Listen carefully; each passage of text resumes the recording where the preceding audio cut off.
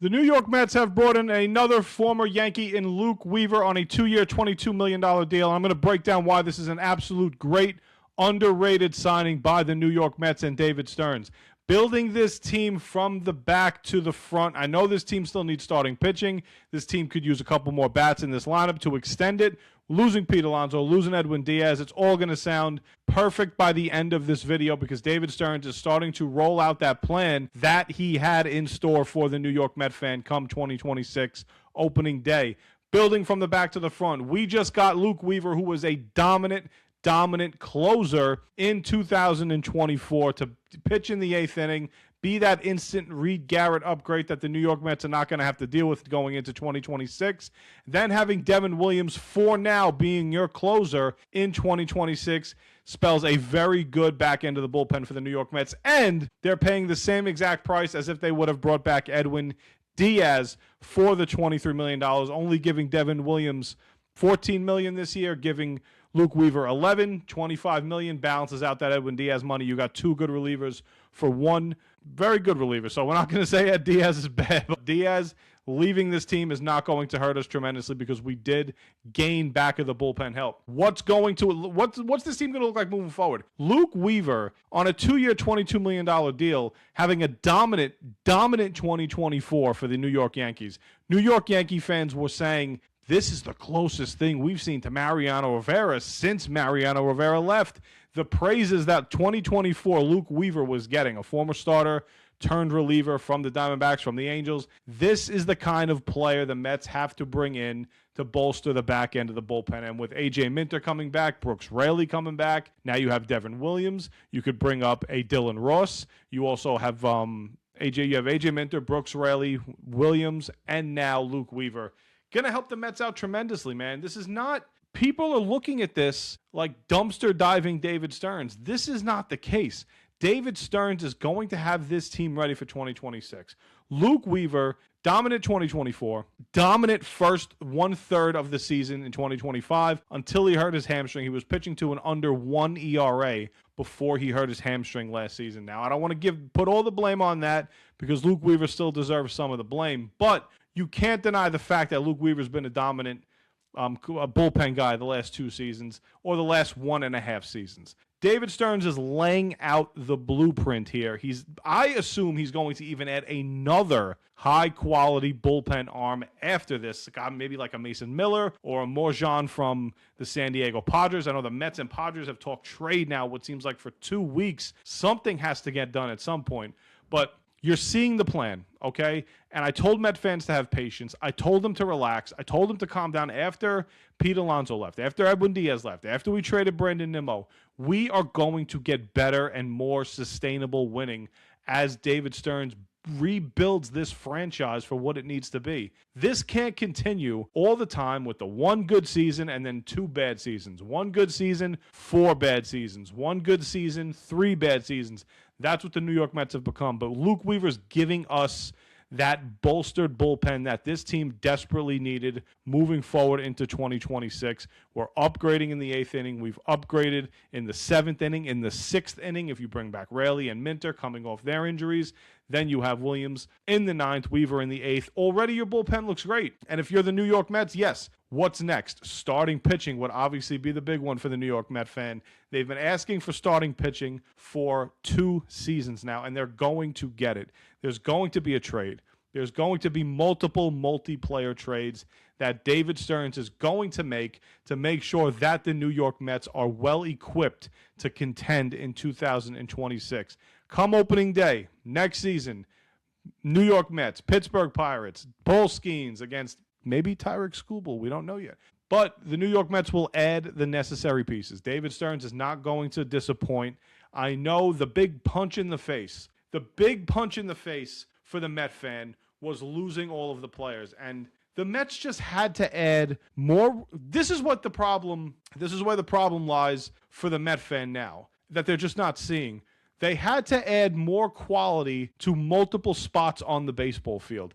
They're adding more quality to the bullpen in Luke Weaver and Devin Williams. They're going to add more quality in the starting pitching. They're going to add extended at-bats, less strikeouts in this lineup. How many times Did this team need to just put bat to ball last season and just completely couldn't do it? Nimmo striking out flailing, Lindor striking out flailing, Pete Alonso striking out flailing, Jeff McNeil striking out flailing. A lot of these guys aren't going to be back next year, right? You assume Lindor and Soto are the only two. You build around Francisco Lindor, you build around Juan Soto, and start to make this team look whole again.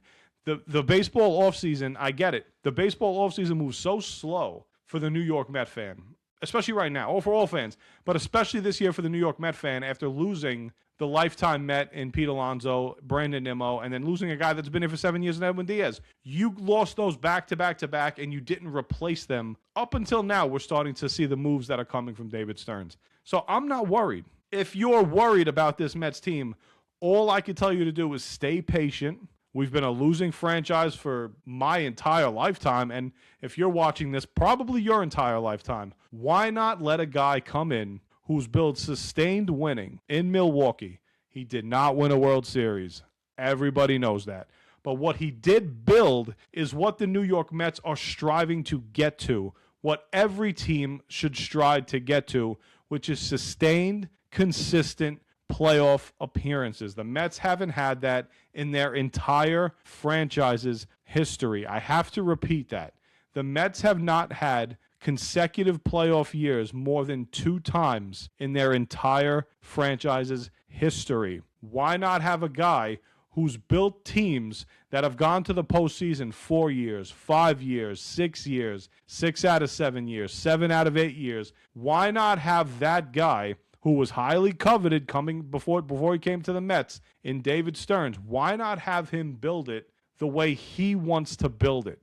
And if he doesn't build it correctly, he'll be fired. This is not a lifetime contract for David Stearns. Steve Cohen has an ego. David Stearns has an ego. They will clash at some point if this team doesn't start to produce on the field. I compare them. If you're going to compare a team with the 2024 New York Mets, you look back at the 2022 New York Giants, where a lot of that team had to be gutted, and a lot of that core that was currently there, Barkley, Daniel Jones, those guys needed to be either traded or cut and starting fresh. They had a very good year that year with a new coaching staff, with a new general manager, with a new scheme, new system, and it bit them in the ass when they won that playoff game in Minnesota. The 2024 Mets, David Stearns came here for the first 2 years to evaluate what was on this roster, and exactly what was on this roster was a lot of the same garbage that we've seen for the past 5 seasons prior to David Stearns even getting here. He saw these players and said, I need to retool this, I need to revamp this, I need to do something different and upgrade this team and update this team. Not even more upgrade, just update this team to get better defensively, to get more athletic, to have better base running, to have better timely hitting, to have less strikeouts, to be more versatile. This is exactly what David Stearns came here to do, and he's going to do it. He tried it. 2024 pushed us 2 games away from the World Series, and I think that tricked some Met fans into thinking all we had to do was add starting pitching to this team. You're not adding just starting pitching to this team. Don't care if Steve Cohen's worth $1,100 billion. You're not going to have a $500 million payroll. Nobody's ever had that kind of payroll. I don't care how rich you are. You don't get rich by being stupid. You need to start to see a return on your investment. And if Pete Alonso is going to be getting paid $31 million a year, and Edwin Díaz 23, and Brandon Nimmo 20 plus, you're going to want to stop seeing the same results over and over and over and over again. The New York Mets are doing the perfect thing right now, building this from the back end, just starting for the pitching staff alone, building this from the back end to the front end. The Mets are going to have a dominant bullpen in 2026. They're going to add some starters. They're adding already 2 players in Jorge Polanco and Marcus Semien, where their strikeout rate is tremendously low. Going to put bat to ball, timely hitting, more versatile, elite defense from Marcus Semien. Jorge Polanco will play majority DH. But again, Luke Weaver's a New York Met. That was the point of this video, to make it full circle. Welcome to the Mets, Luke Weaver. Can't wait to see you pitch in the 8th inning for the New York Mets next season.